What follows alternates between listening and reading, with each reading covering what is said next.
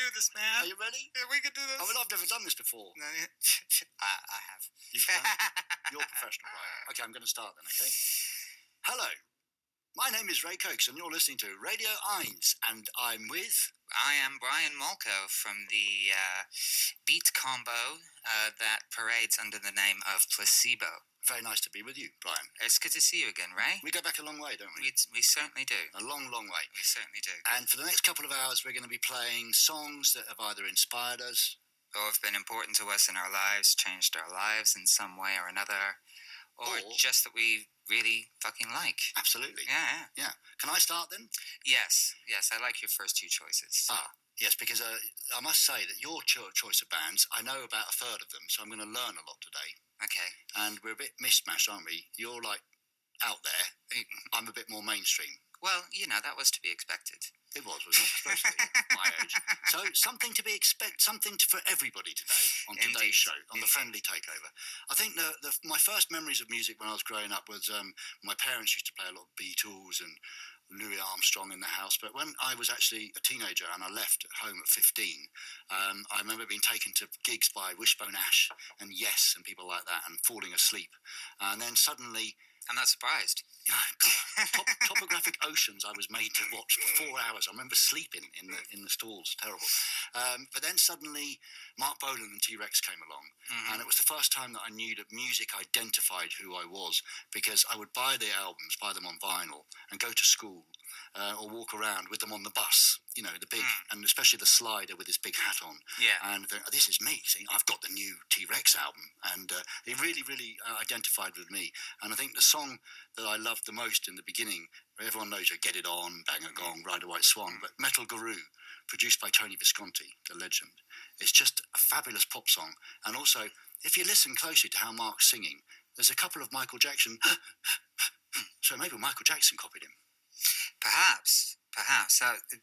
I have a little piece of information about that. The time that I worked with Tony Visconti, I actually walked into the studio and he was stood in the live room testing out some falsetto backing vocals. And it transpires that Tony Visconti himself did a big portion of the high-pitched backing vocals on the T.Rex records. Did he? Yes.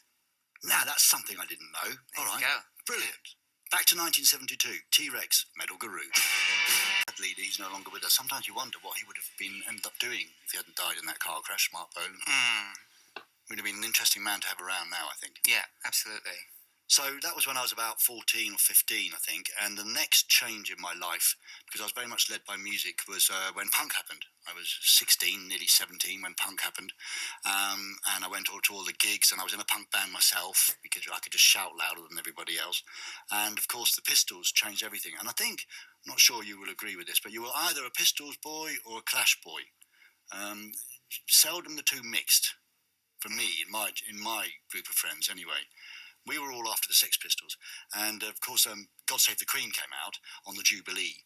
And I was the only first time I've been arrested in my life. Well, I was actually cautioned for public disorder, and I was really proud of it back then. Now I'd be terrified, I think.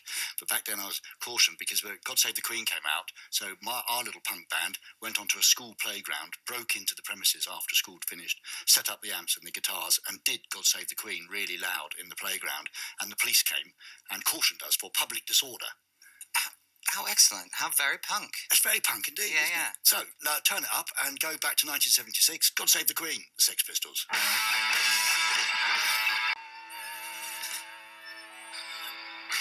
That was good.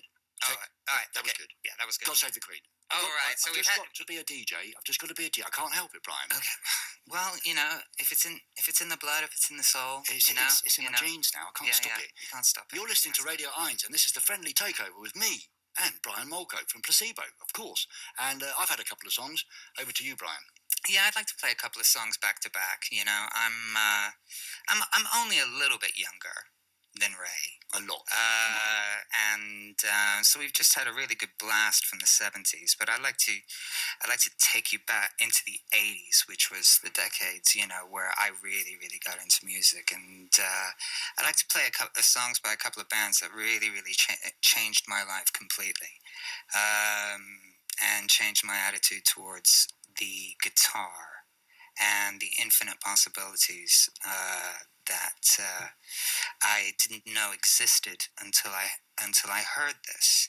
So, I mean, essentially, the band that changed my life is a band called Sonic Youth, and I'd like to play the first song that I heard by them, which is "Kool Thing," and which will be followed very quickly by "River Euphrates" by the Pixies. How old were you when the Sonic Youth blew your head off? I must have been 16. 16? Yeah, 16, playing guitar, and that was, and I just wasn't aware of all the possibilities. I wasn't aware that you could, play the guitar with a drumstick stuck underneath the strings, or play below the bridge and get some kind of electronic gamelan kind of sound. Were you self-taught? Absolutely, yeah. And you picked it up, and then Sonic Youth gave you a whole new... Yeah, a whole new, it just opened up an entire universe, and then the Pixies were just like this kind of, sexually ambiguous, amoral, biblical quoting, just anomaly, that was very strange when they kind of seemed to appear from another planet for me. Okay, let's do it. Okay. I mean, you couldn't not love the Pixies. They were making music unlike anyone else at the time. I was a bit disappointed when they came back 20 years later for the money. But they made some good stuff, didn't they? Oh, well, no, I thoroughly enjoyed that because I ended up on the festival circuit with them, and I never got a chance to see them the first time around, so I got to see them the second time around. And you get to hang out a bit? Oh, totally. No, I've actually performed on stage. I've played a Pixie song with Frank Black himself. And what is Frank Black like as a person? Oh, chilled, very mellow, quiet guy, The opposite of what you might expect. Well, yeah, I mean, a lot of us are. Us performers, frontmen, we are, quite quiet in real life, and, we use the stage as, a context, a conduit for our obvious need for exhibitionism. And also, I mean, I'm the same. Of course, I'm not a musician, but I'm an exhibitionist in more ways than one, probably. Well, yes. So says your arrest record. You've seen me on those nudist beaches in the south of France. But when does that actually leave you? Do you find that a struggle sometimes, that when people come up to you and you're not on stage and they see you in the street and you're Brian, hey, my hero, is it challenging? Well, over the years, I've just learned to treat people with compassion. Really, I think that's the best way. But if it also depends on how they behave.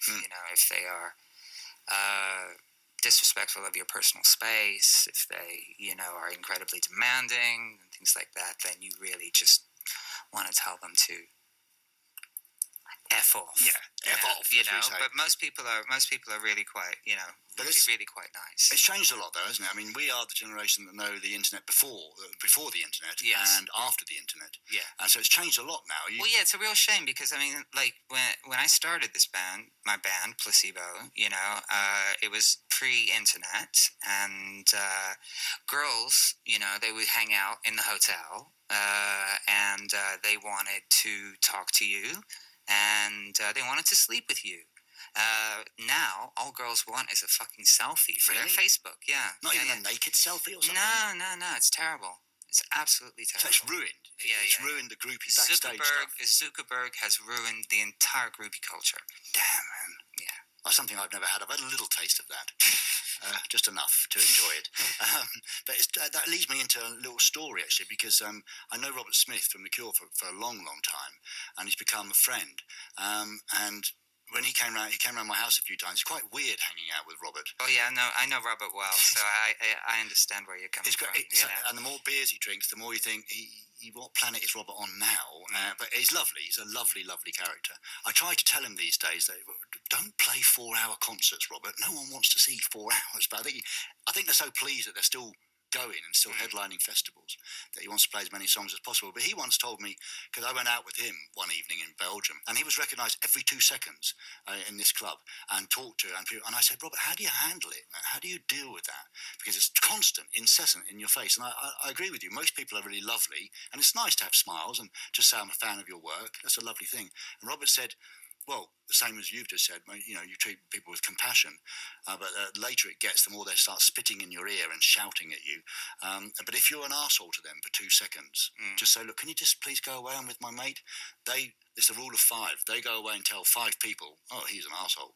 And then those 5 people say, apparently, Robert Smith's an arsehole. So it's just a little second of your time, smile and a selfie. So the reason I'm talking about that is because The Cure were also extremely important right in the beginning of my musical adventure. And I met him many, many times and interviewed him. And I'm lucky enough to play guitar with the chords written on the back of the guitar many times. And this particular song is the one that... it's always meant a lot to me and my family, because we were always off our faces at 5 a.m, putting the speakers in the street and jumping up and down to this song, Just Like Heaven, The Cure. Yeah. You see, now what you were saying about the rule of 5s before, I don't, and Robert Smith being recognized, I really don't have that problem, because I am genuinely an asshole. Are you? I would never have said that to you. I mean, I've heard 5 people have told me that you are. But so I'm kind of, whatever I do, I win. It's kind of like that. I'd like to talk about REM now, if that's okay. I'd like to talk about the first REM song I ever heard, which I must have been, let me do some quick mental arithmetic, about 14. It's a song called Fall on Me. I became quite obsessed with REM. I managed to actually work with Michael Stipe and become friends with him later on in my career. But he was his voice was a massive, massive influence on me. I grew up singing along to REM songs, and this is the very first one I ever heard. And it's quite old, 1986. It's called Fall on Me. Fall on Me. One of Brian's choices on the friendly takeover here on radioeins with me, Ray Cokes, and Brian Molko from Placebo, of course. Sorry, Brian, I'm just doing my DJ bit. I can't help it. You're very good at it. Sorry. You're much better than I am. I can't do it. So you know. Am I doing all right? Take care of all the DJ bits. Okay, I'll do the DJ bits. Yeah. Hey, you're listening to the lovely sounds of radioeins. Me next, or do you want to do Go for song?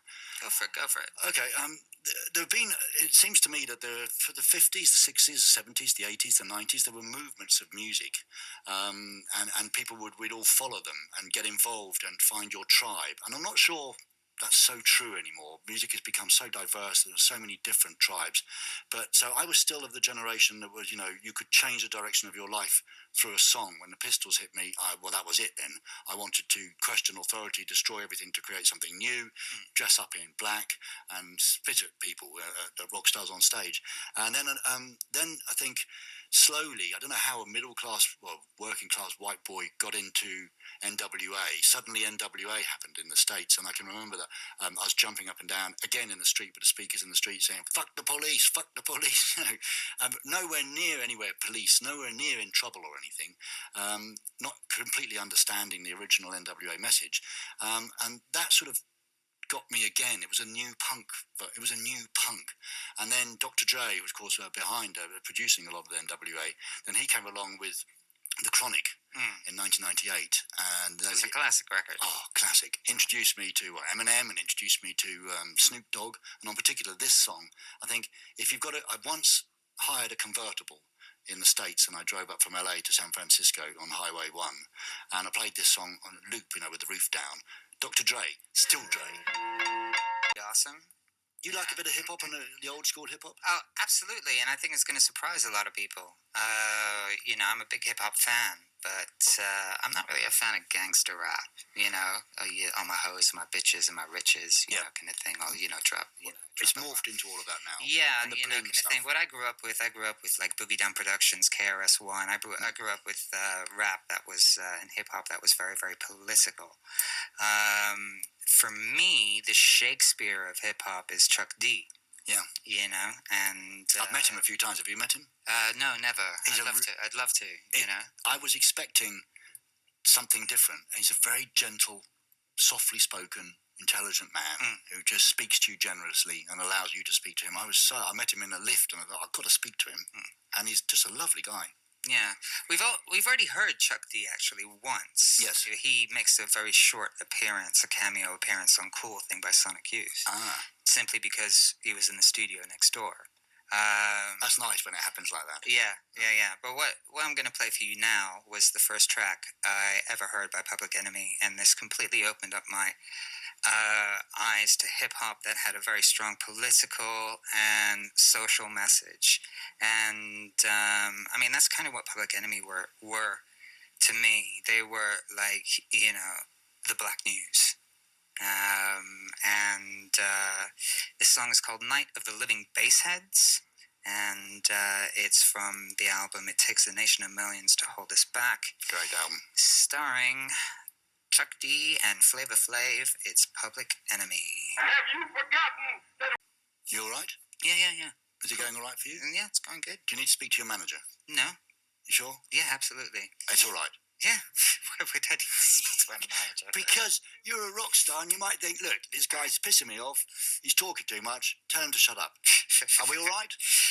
Listen, dude, if you were talking too much, I'd tell you to shut up. You tell me to shut up. Yeah, you know. You don't need a manager. I've known you long enough. We go back. Okay, let's keep going back. You're listening to radioeins, Friendly Toy Takeover. Would you like to say that in German?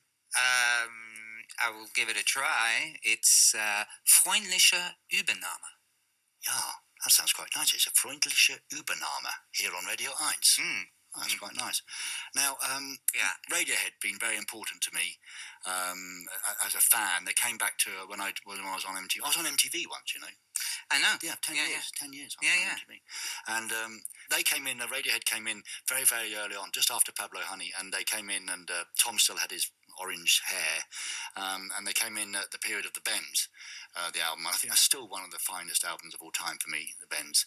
And I fell in love with High and Dry, and they were playing, and they were very humble, and they were a band just playing songs. And thank you so much for coming in, Radiohead. We love you. No, thank you for having us, and we helped them. And I remember one of my highlights of my whole career was the producer asked Tom. It was at the end of a series. Tom, would you do a special song for Ray? You know, someone else's song? Would you play a cover version or something?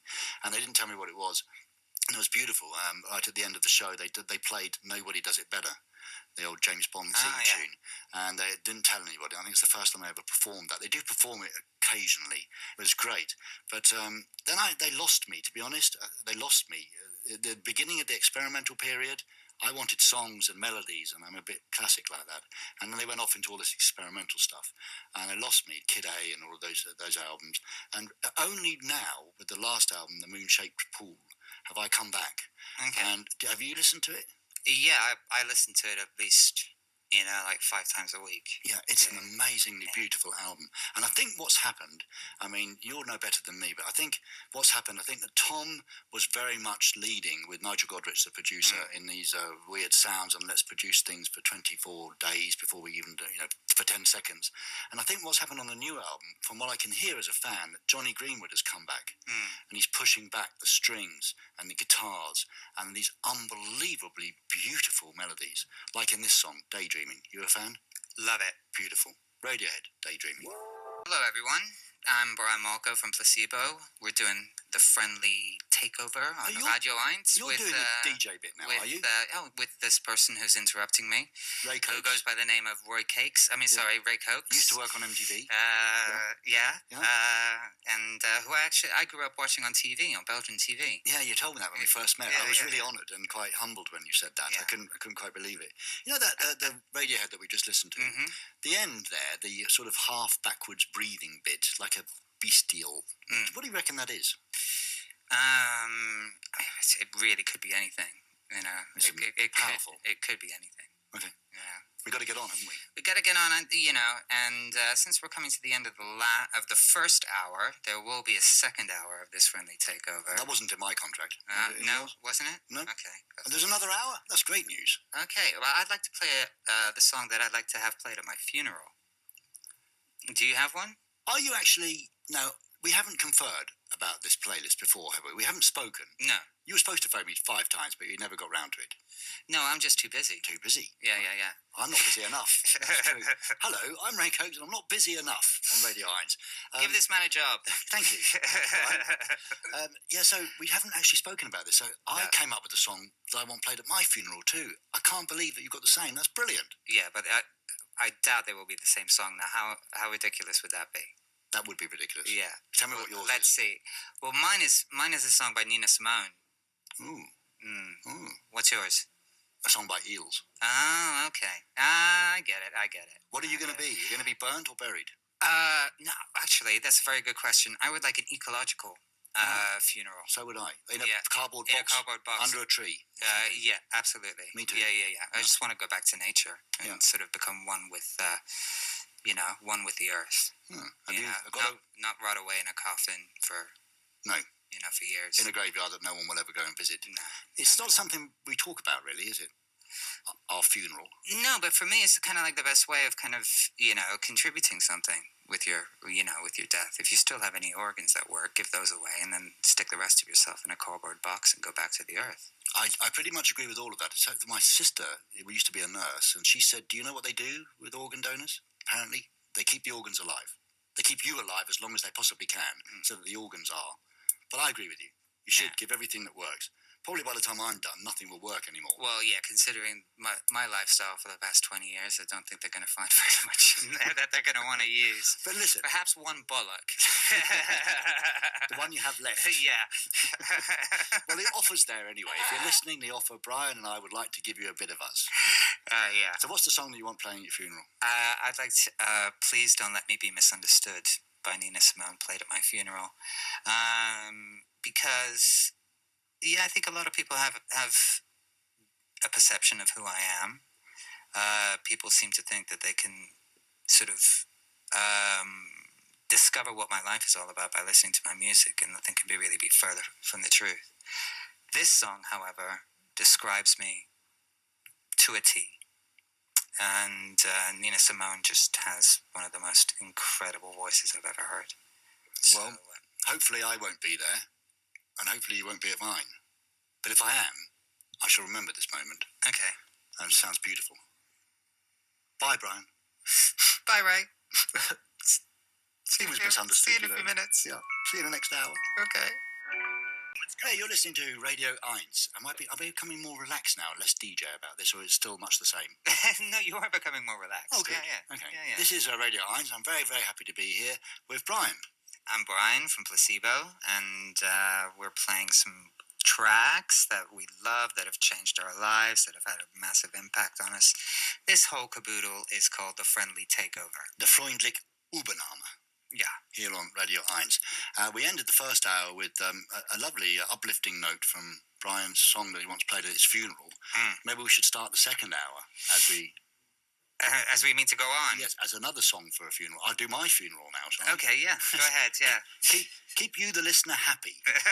Thinking of us both rotting somewhere in a field under a tree.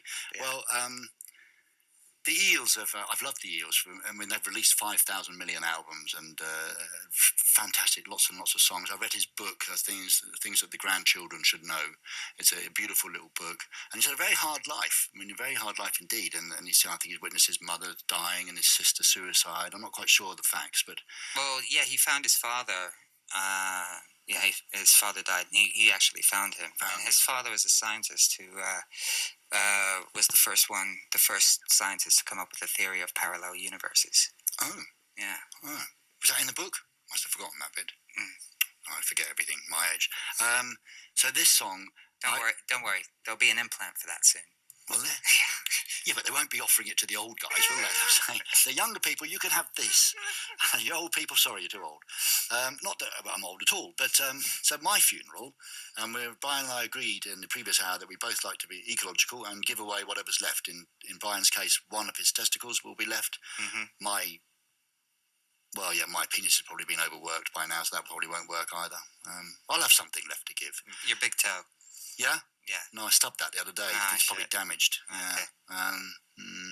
Liver, definitely not. Can't give your soul away, can you? You've got to keep that for the next one. So this song is the one that I like played at my funeral. It seems like a strange subject. It's not something we talk about a lot, the songs that we'd like played at our funeral, but I think yours is a beautiful choice. And this song, just very, very simple piano, some beautiful strings, and a simple sentiment of it's a motherfucker being here without you. This is the Eels. You? Big fan of the Eels. Toured with the Eels. Did you? Yeah. But what is it like then? Because you can do a lot of things that I've never done. Because, you know, the old don't meet your heroes thing. I meet a lot of people that I love, and they will never disappoint me. Hardly ever. What's it with bands? What's it like? I mean, they're just kind of like you, really. You know, the ones that stick out are the ones who actually believe their own press. Yeah. You know, yeah. Those are the ones that really, really stick out. Yeah. And I'm not going to really name any names, but, you know, most heroes are very, you know, down to earth and riddled with as many insecurities as anyone else is. Yeah, and certainly most performers, and I'm a performer, and I'm riddled with insecurities. And I think one of the reasons we do it is I'm a people pleaser. I like people to like me. I mean, you said something interesting in the previous hour. I'm probably turning into interviewing you now, Brian. I do apologise. But you said that people think that you can listen to your music and understand who you are. And I know from speaking to a lot of artists over the years that quite the opposite is true. Please interpret this how you want. Make this your song. Absolutely. You know, that's my intention. You know, I'm expressing my truth. But my truth is not necessarily the listeners. But I want to leave enough space and ambiguity in each song for them to be able to live out their own story inside of it. Yeah. Good. What's your next song? I'd like to play some Deutsche Musik. Ah. Yeah. Some Heino. Nope, not some Heino. No. It's the same. I love Schlager. Oh. I think we'll leave Heino out of this. Yes, right. I understand he's not very popular anyway. Well, you made amongst the youth of Germany. You made me drop Tom Odell from my playlist, so I'm going to make you drop Heino from yours. Okay. Well, instead, we're going to play something by Faust. Who go back all the way to the late 60s, the 60s psychedelic scene in Germany that spawned Amandur, Can, who are my favorite, and Faust as well. Now, Faust, you know, we were playing some hip-hop tracks earlier, and Faust are still going, and they hooked up with a hip-hop duo from the US called Dälek. And recently? They did it in 2004. Oh, okay. And so there's this kind of krautrock, electronic, hip-hop mix in this upcoming song, which is called T-Electronique. It's Faust versus Dälek, and I've never quite heard anything like it. Well, I've never heard anything quite like that either. Interesting, as we say. This is Ray Cokes and Brian Molko on radioeins, and we're here for the friendly takeover, the Freundliche Übernahme. Freundliche Übernahme. Übernahme, yeah. Yeah. I wonder what it would be like if it was an unfriendly takeover. No. We won't do that. No, we won't do a hostile takeover. No, we won't do a hostile takeover. We're very happy to be here and very lucky to be here. Thank you for inviting us. Well, I speak for myself. I don't know why I'm speaking for you. That's because I'm coming across as a DJ again. Sorry, Brian. Shall I choose one then? Because you had some electronic hip-hop mix up there. I've got something that possibly could fix with it. Okay, let's go. John Grant. I love John Grant. I think his album Pale Green Ghost from a couple of years ago. When was it? 2013. I saw him perform it live 4 times. An unbelievable presence that man has, and unbelievable that he went to Iceland and threw away what he was doing before with the band SARS, and just got electronic and these old school. You'll know more than this, of course, more than me, but old school Moogs and old school synthesizers, and just messed about with them. And the sounds that he came up on the album, fantastic. But even beyond that, the lyrics When you say that I think he is one person that you can understand from the lyrics. I think he talks quite personally about himself, and especially where you grew up in Colorado and being this huge, man, a big, strong man. And actually, I'm gay, and the locals saying, "What do you mean you're gay? You're like a big, strong man." And I think he found it very difficult. I'm not sure. I've never spoken to him, but I just love him, and I love this album, Pale Green Ghost, and this particular track, GMF. The greatest motherfucker. The lyrics are something like, you'll hear towards the end, you don't forget you could always be happy 75% more of the time. Don't forget you could be happy 50% more of the time. And Sinead O'Connor makes a little appearance in the background. So I love this song. This is John Grant and GMF. Stuff. I mean, I have the honor of actually knowing John Grant. Do you? Personally? Yes, I know. I know him personally. And he's, I think, possibly the most charming man I've ever met in my entire life. Extremely erudite, and there isn't a single person that I've introduced to John Grant who hasn't completely fallen in love with him. That is the effect that he has, male or female. He is just absolutely captivating. On stage, I've only ever seen him on stage. The presence he has is unbelievable.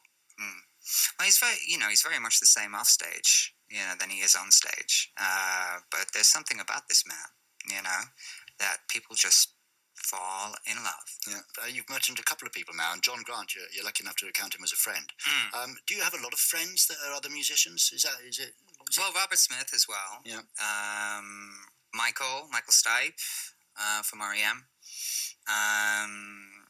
Is it a general good camaraderie when you get all together at festivals and you all play and watch each other? Well, absolutely. It's cool. It's really, really cool. And of course, when these people agree to work with you or do something with you, it's sort of it's that their endorsement. It just is such a confidence booster. Yeah, it's incredible. Yeah, lovely.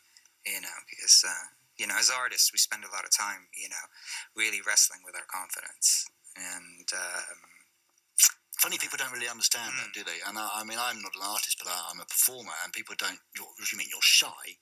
Well, yeah. Once they take the camera away and the microphone, and I have to talk to girls backstage or boys backstage, I'm like really shy. It's and we do. Are we good enough? Was that good enough? Yeah. Was I crap? I was crap, wasn't I? I could have done better. Yeah, exactly. Yeah. Always, I could have done better. Yeah. What's your next song then? My next song is about bass. Yeah. Bass as an instrument. Bass as in the frequency, sound, fatness. We're going to Norway to find this bass. We're going to play a song by Röyksopp. Oh, right. Yeah. I've got one of their albums, a nice chill out album. This track's not so chill out. It's called Monument, the Inevitable End version, and this bass sound, which is a synth, is so enormously fat and so satisfying that myself and Stefan from Placebo have been chasing this bass and trying to find this bass ever since we heard this song, and we have not found it yet, but we're still looking. Why don't you just get in touch with the band? Yeah, there'd be no fun in that. The fun is in the hunt. What I mean? Yeah. There's an interesting story about Kraftwerk, actually, kind of thing, and them turning around to New Order and saying, "I love the bass drum on Blue Monday." And Barney from New Order goes, "Well, actually, I've got the bass drum here, like on a key, and you can have the sample." And they're like, "Oh, no. We are interested in the process." And that's very much what this is about for me. I want to find it myself. I want to find this bass. Good luck. And I won't stop until I do. Okay, let's listen to it then. Okay. See what's fascinated you so much. Do my DJ bit. Yeah, go on.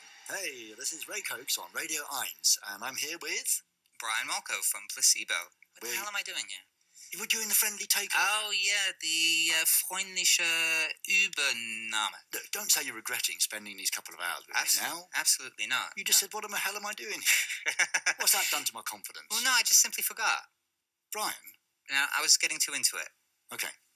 Music does that to you, of course. Jesus, this guy's ego's fragile. Jesus, this guy is really like an arsehole. I don't know where I came with him. Right. So, Brian, great to see you again. And, You too, Ray. Yeah, lovely. It's been a long time. It's been a long time. But we go back. We go back. Yeah, we go back, man. Yeah, we go back. We go back. Have you found that bass you were looking for yet? Not yet. Not no. yet. Good luck. No. Thank you. I'll try and hide it. Are you going to do the next song? Why not?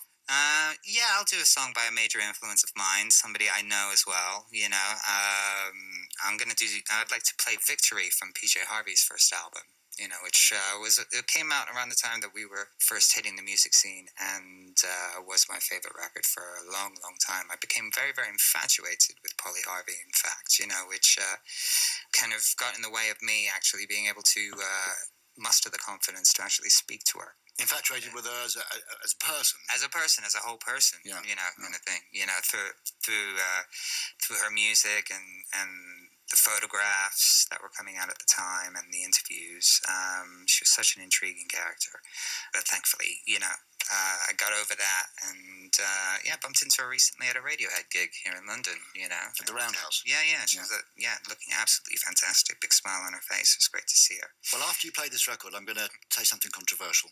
Okay, wow. Yeah? Controversy beckons. This is "Victory" by PJ Harvey. So you became obsessed with the person, and you love the artist. Mm-hmm. Can I say something a bit naughty? Well, yeah, sure. I've never really got the thing about Polly. She's never spoken to me, PJ Harvey. What have I missed? I've seen her playing, I've listened to her music, and she's never touched me. What am I missing? I don't know. Maybe she's just not your type. Maybe it's just that. Yeah. But I'm open to all sorts of music. And she's just never done it for me. Well, you can't like everything. No, you can't. Maybe you should send me a mixtape one day of her best stuff. Okay. And I can listen to it. Because I'm quite frustrated that I don't get maybe we should do a radio show about this. Brian Molko convinces Ray Cokes that he's wrong about PJ Harvey. That's a good idea. Hello, this is radioeins, and I don't like PJ Harvey, and I'm here with Brian Molko from Placebo, who's obsessed with her. And is going to convince Ray that he is wrong. Well, let's go into a little area that, in this day and age, much more music is accessible thanks to Spotify, and I don't know, we can't have a long conversation about that because I feel pretty bad that all of these streaming sites don't pay even less than the record companies used to you guys. I think it's outrageous, and they don't invest in the bands like the record companies used to. So I think there are many, many more bands out there, and I go to Germany every year and do the Reeperbahn Festival, 250 up-and-coming bands, some fantastic stuff in there, and I don't know how the hell they get noticed anymore, because there's just so many millions of them. So I'd like to talk about a very underrated band. He's got a couple of albums out. I think his name is Rob Jones, and his band's name is the Voluntary Butler Scheme. Have you ever heard them? No. He makes all of the music in his bedroom, you know, as you can these days. He's just a great songwriter, quirky, lots of little different electronics, and I just want to give him some airtime because I've never heard it anywhere. So this is the Voluntary Butler Scheme, and it's my little, please go and buy this man's album, which is called The Grandad Galaxy. Yeah, otherwise he might have to stop making music and drive a taxi. For Uber. Terrible. A fate worse than death. Indeed. Oh, more death coming up, by the way. More death? Yes. So good to be with you, Brian.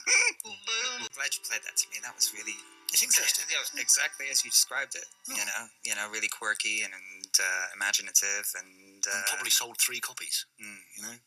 It is tough to break hopefully through. It'll sell 3 more now. Good. Yeah. What's your next song? Well, I'd like to pay tribute to a couple of artists who left us this year. I mean, everybody knew these people as artists. I grew up listening to them both, and yes, I had a friendship with one of them. Interestingly enough, this is the one track that we both chose. Isn't it? You're speaking about? I'm speaking about David Bowie. Yeah. Here. And we both chose the song Lazarus. We did. From the Black Star album. You know, It's about 10 years ago, I wrote a song called Lazarus, and this is just another case of David Bowie copying me. I've got a little David Bowie anecdote, if you like. It's a tiny one. When I was on MTV and they were opening up VH1 in Germany, and I met David about 10 times. And David was over in somewhere in Munich or Hamburg to open up VH1 and to cut the ribbon. And I actually hadn't met him up until then. And so we were all lined up, all of us MTV VJs, to meet David Bowie. And one by one, and we were told, don't say anything to David, just shake his hand, say, hello, Mr. Bowie, thank you very much for coming, and move on. And that's what everybody did, and we were all quite scared. And it's the great David Bowie, and of course I'd known him as a fan since I was 15 years old, so it was like a legend to me. I came up, met him, it was my turn, he shook my hand, and the MTV executive said, yes, this is Ray Cokes, one of our BJs, and he said, I know who you are, I know you, and he didn't let go of my hand, and all the MTV execs were like melting, what's Ray done now, be of a naughty boy? Yeah, I know you, I watched you, I saw you on MTV last week, mate, your face right up to the camera, and you were saying, oi, Bowie, Tin Machine, it's crap, you've forgotten how to write music, mate. You want to get back in a basement in London in the rain and write some good music. Tin Machine is crap. You're probably sitting in your little Swiss chalet with your supermodel wife, sipping Chablis and smoking a Marlboro. And he repeated all that to me. I was going, yeah, I sort of remember saying that, David. And he said, how the fuck do you know that, mate? It's exactly what we were doing. Iman fell off the couch. True story. What a man. And another true story. I mean, David and I once, we were about to go on stage together, and we were about to do a song, sing a duet. You know, it was a song that I had written, and he was convinced that the lyrics were one thing, and I was like, well, wait a minute, David. You know, I wrote the motherfucking song. You know, I should know what the lyrics are. And he goes, nah. It's definitely what I think. Now, okay, I'll bet you all the money in your pocket versus all the money in my pocket that I'm correct. And he accepted the bet. Now, I thought, that was it, You'd written the lyrics and he was questioning them. And I thought I was about to land, like, a lot of money, kind of thing. Yeah. But your story reminds me of going to meet the Queen. And she never carries any money with her. And and apparently David Bowie's very much like the Queen, and I won $7. $7? $7. And you thought you were set up for life? Yeah. But I thought I was going to get shares and shit. But you shared the stage with David Bowie and sang with him. That's good enough. Yeah, that's more than good enough. That's worth all the millions in the world. Shall we do it then? Yeah. It's beautiful, beautiful, beautiful song. Lazarus. Well, this is Ray Cokes and Brian Molko from Placebo doing the friendly takeover, the Freundliche Übernahme. I've taught you well, really, haven't I? Yeah, you have. You've become a DJ. You're an excellent teacher. So, do you need a second guitarist in your band? Can I come? I already have one. Oh, yeah. Okay, I get the message. Okay, we're going to play tribute now to the second amazing artist who left this planet. I just wanted to say something beautiful about what David Bowie did with Lazarus, and I'm sure you know about it, but not everybody does know about it, because I'm not sure that everyone knows. You know that he left us with Lazarus, and as Tony Visconti said, his great message to his fans. Did you hear about what happens to the album version? No. Aha! You don't know? No. You see? So you got the black star on the CD. Remember it? Compact disc, people. And if you buy the vinyl and you leave the vinyl cover out in the sunshine, the black star is a chemical reaction and the universe is revealed. That's amazing. Isn't that beautiful? That's incredible. It's beautiful. It's his last thing. Leave it out in the sunshine. Doesn't work on the CD. Doesn't work on the download. But on the vinyl, changes into the universe. That's magnificent. Beautiful. Yeah. So we're nearly to the end of the show. Yeah, we are. We're coming up to the end. So one song each, is it? Yeah, let's pay tribute to someone else who left us, like you said. Yeah, someone else who left us this year, who was absolutely amazing, as prolific as Mr. Bowie, and that would be Prince. Somebody I grew up listening to. Me too. I just absolutely. And it's such a sad story the way he went. Yeah. And again, like you were speaking in the first hour about the angst and the insecurities and the worries that artists have, and who knew that he was heavily addicted to this like really bad painkiller? Yeah, who knew? Who knew? And found in the lift. Well, Elvis was found on the toilet, so you know it's a little bit more. I think a little bit more dignified. That's true. Yeah. That's true. That's true. Yeah. Yeah. The song I've chosen is "Sign of the Times" from 1987. You can't go wrong with this one. Perfect. I'm Brian Molko. I'm here with Ray Cokes. My work is done. That's true. I'm leaving it to Ray to close the show with his choice. Okay. And I think we've decided to end, because there's been a lot of talk about, a lot of serious talk about, about life and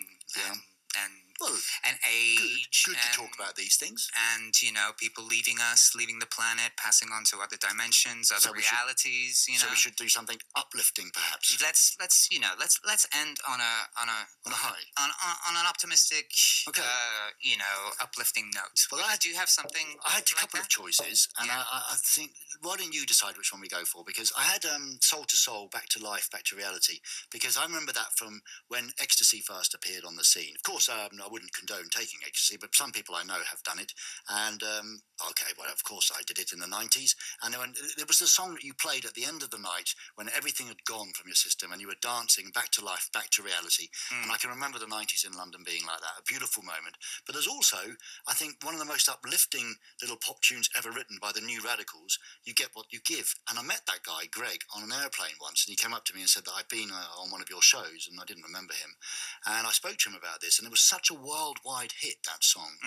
And he stopped immediately afterwards. He said, I wasn't going to be ready to do a tour, and then another album, then a tour, then, and he said, so I stopped. And I thought, wow, man, that takes a lot of something to have this worldwide hit and not follow it up and not keep going. He does write now. Well, yeah, he went into writing for other people. Enrique Iglesias, amongst other people. So I leave it up to Brian Molko, if it's Back to Life, Back to Reality, or the New Radicals. Well, you get what you give. I'm a Londoner. I'm biased. I've seen Jazzy B DJ. He's another lovely man. He's rather awesome. Yeah. For me, this is a classic of 90s soul. It is. So it's got to be Back to Life. It's a club classic. Yeah, it is a club classic. Well, Brian, it's been lovely to see you again. You too. Lovely. You too. Let's do it again sometime. Let's not leave it so long this time. No. We should just get round each other's houses and you can play me some of your weird music and I'll play some of my mainstream stuff. Yeah. Okay. I'll be wearing earplugs. All right. This has been Brian Molko from Placebo. And Ray Cokes on our friendly takeover on radioeins. Thanks so much for listening. We hope that you enjoyed us as much as we did. And here is Soul to Soul featuring Karen Wheeler, Back to Life. Back to reality. Bye. Cheers. Back to life.